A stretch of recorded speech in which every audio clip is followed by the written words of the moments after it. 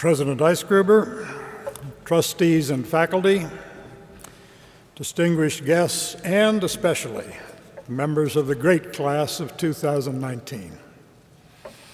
Brevity is the soul of wit, or so said Polonius, the Shakespeare character least given to brevity. Dorothy Parker, an American wit, said accurately that brevity is the soul of lingerie. But on occasions such as this, with listeners eager to commence the rest of their lives, brevity is simply polite and prudent. At the most recent graduation occasion that I addressed, I had a captive audience. It was at Sing Sing Prison, where my listeners had lots of time on their hands. The 37 men were incarcerated because they had committed serious crimes. But during their incarceration, they had earned college degrees.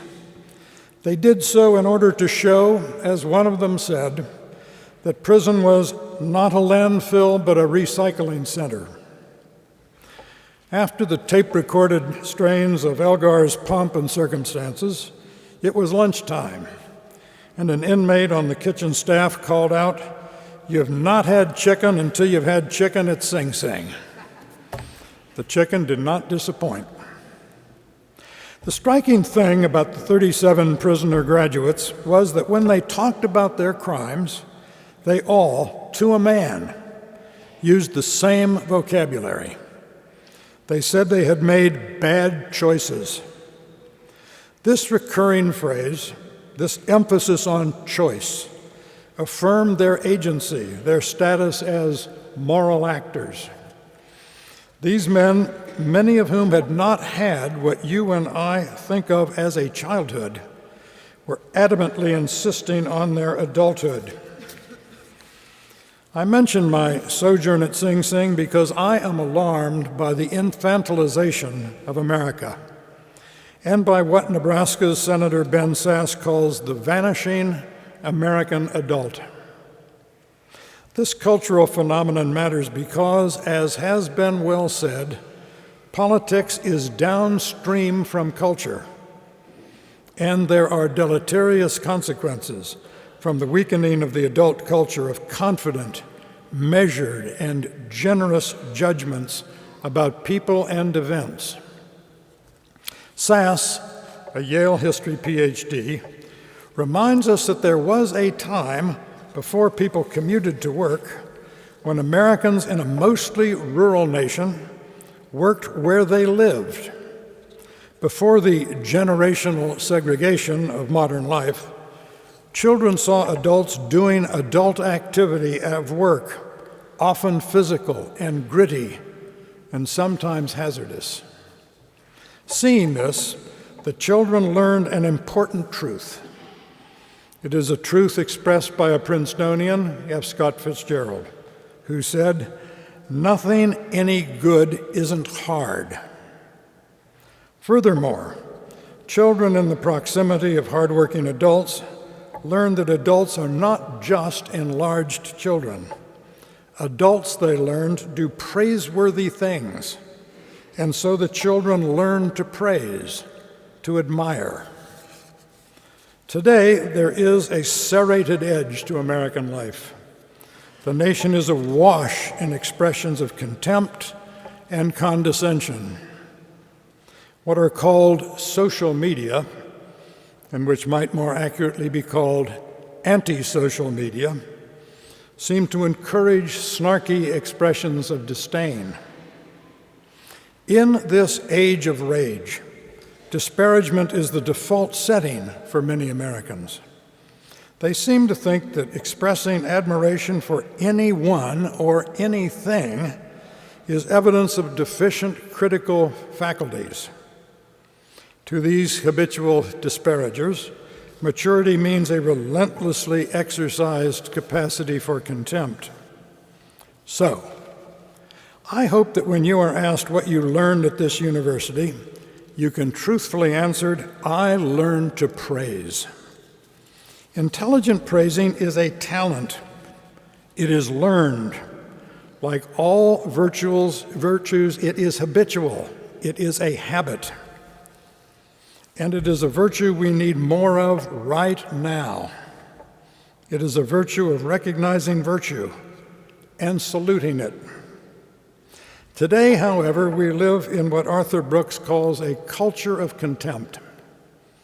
Praise, Brooks says, is how we articulate admiration, and developing a talent for admiration is how we become less susceptible to feeling envy, which stokes anger.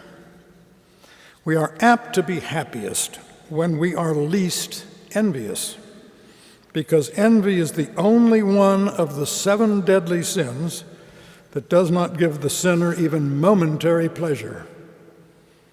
I should pause here while you go down the list. Envy is the desire to see others diminished, even if we gain nothing from their diminishment. Envy is, therefore, the opposite of praise, which is the act of celebrating others without feeling oneself diminished. Actually, however, praising is an activity that does benefit the people who praise. It helps them to flourish by recognizing and savoring admirable attributes wherever they occur. Praise is, therefore, an antidote to something that today's America has too much of: anger. One reason we have this unpleasant surplus is that anger has become fun for many people. Arthur Brooks believes, I think correctly, that anger can trigger dopamine in the brain, which gives pleasure, a potentially addictive pleasure.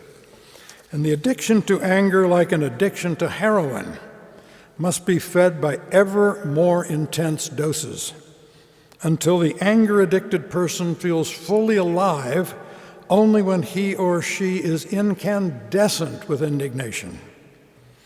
Let me give a small example of anger which, precisely because it is small, illustrates how anger has become a big problem. At Major League Baseball games, fans often celebrate strikeouts achieved by the home team pitcher by hanging out placards with large K's printed on them, K being the normal scorecard designation of a strikeout. At a game in Atlanta, after a Braves pitcher had recorded his 3rd strikeout, fans hung up a 3rd K sign. And someone, to use the telling language of our anger epidemic, someone was triggered. This person, ignorant of what the 3 Ks meant, took to Twitter, of course, to express indignation about a Ku Klux Klan sign at the ballpark.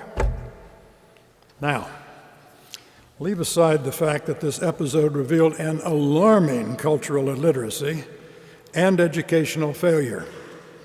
It is scandalous that someone can pass through America's education system without learning the basics about keeping a baseball scorecard. But what really interests me is how eager the person on Twitter was to be angry about something, about anything, and how eager this person was to think the worst of others. I doubt that this person is given to generous praising. Students who are taught how to praise are necessarily taught the standards by which we judge people and things to be praiseworthy. And they learn the pleasure of praising, which is the pleasure of savoring the acknowledgement of excellence. This is a pleasure more durable and more lasting than the curdled pleasure of anger. Furthermore, the recognition of excellence, which is what praising is, can help us to make good decisions. A major league umpire understood this almost a century ago. In the 1920s, there was a rookie pitcher on the mound when Rogers Hornsby, the greatest right-handed hitter ever, came to the plate. The rookie threw 3 pitches that he thought were strikes, but the umpire said ball 1, ball 2, ball 3. The young pitcher, flustered, called out to the umpire, "Those were strikes." The umpire removed his mask, looked out at the pitcher, and said, "Young man, when you throw a strike, Mr. Hornsby will let you know." Hornsby had made himself the standard of excellence. If he didn't swing at a pitch, it wasn't a strike. It is more than my hope, it is my assumption that you who are leaving the university have been equipped by it to become yourselves standards of excellence in the professions and in your lives. You will be more apt to do this the more you exercise your talent for praising others who deserve emulation. In the hymn with which today's service began appear the words, "Field and forest, vale and mountain, flowery meadow, flashing sea, chanting bird and flowing fountain, teach us what our praise should be." As you take leave of the university, you take with you an understanding of excellence. This will enable you to have the regularly recurring pleasure of praising excellence when you see it. And this will equip you to be praiseworthy. But then, virtues are habits, and praise is habitual for Princetonians, who from their first days on campus learn to tune every heart and every voice, bid every care withdraw, let all with one accord rejoice in praise of old Nassau. Note well the words, rejoice in praise. These are words to live by, delighting in excellence and in acknowledging excellence. The words rejoice in praise are themselves praiseworthy, as are you, the class of 2019, you who have met the university's high standards of excellence. In conclusion, for the privilege of sharing this day with the great class of 2019, I want to thank all of its members, including those who have helped, if inadvertently, to illustrate some of my points. Again, thank you all.